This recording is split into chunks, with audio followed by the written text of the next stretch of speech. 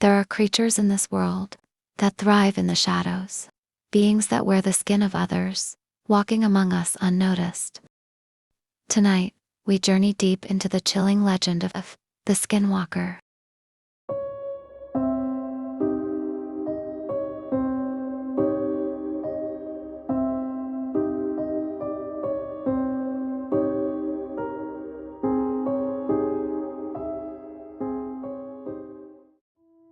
Imagine standing alone in a desolate desert plain. The wind howls around you, carrying with it voices, whispers you can't quite understand. As the sun sinks beyond the horizon, the night consumes everything. Shadows twist and move in ways they shouldn't. You hear it. A voice calling your name in a tone that is eerily familiar, yet unmistakably wrong. You turn. There's nothing there, but the voice calls again. Closer now, closer. And deep down, you know you're not alone. Skinwalkers, according to Navajo legend, are powerful witches who have the ability to transform into, possess, or disguise themselves as animals. But that's just the surface of the myth. In truth, these beings are not just shapeshifters, they are twisted souls, corrupted by dark rituals, forsaking their humanity to gain the unnatural ability to become something other.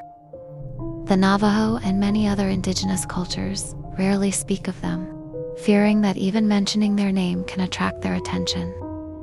It is said that a skinwalker can mimic voices, imitate appearances, and manipulate emotions, luring victims deeper into the wilderness, never to return. They know your fears. They wear the face of someone you trust.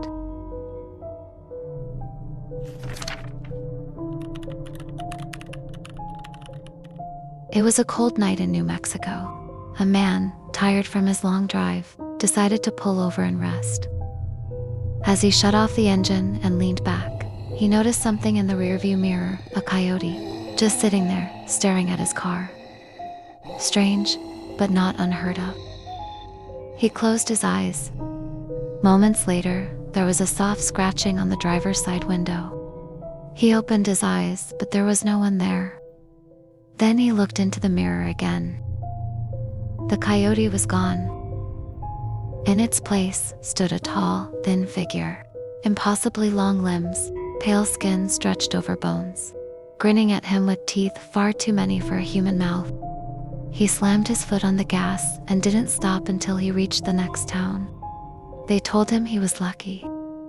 Most who see a skinwalker that closely are never seen again.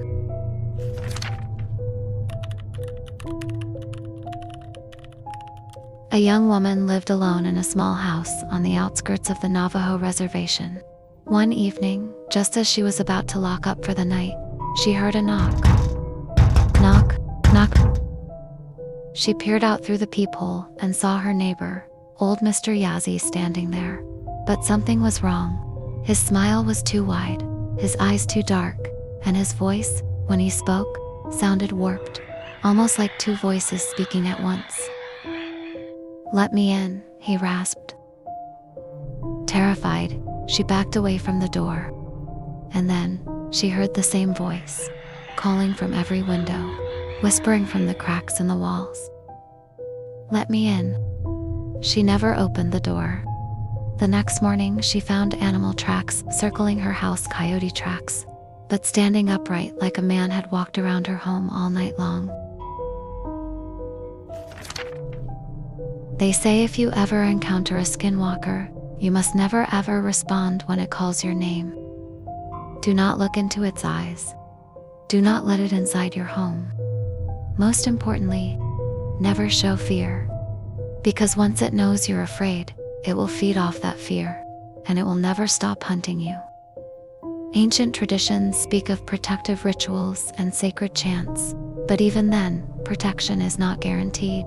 The best defense is to stay away from places where the skinwalkers are said to roam. Deserts, abandoned villages, lonely stretches of highway, places forgotten by time and claimed by something far older than mankind.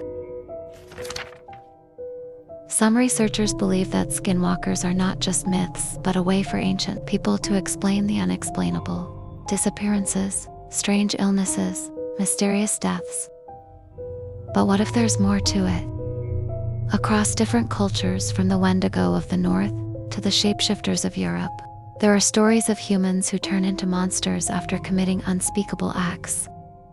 Is it possible that skinwalkers represent a universal truth? That deep within humanity, there lies a darkness so profound, it can shape reality itself. What if the legends are warnings not of something supernatural, but of what happens when the soul itself is corrupted beyond recognition? There is a tale, whispered among the Navajo police, about a rookie officer assigned night patrol near Shiprock, New Mexico. One night he received a call about strange noises outside a home deep in the desert. When he arrived, the family was huddled inside, terrified.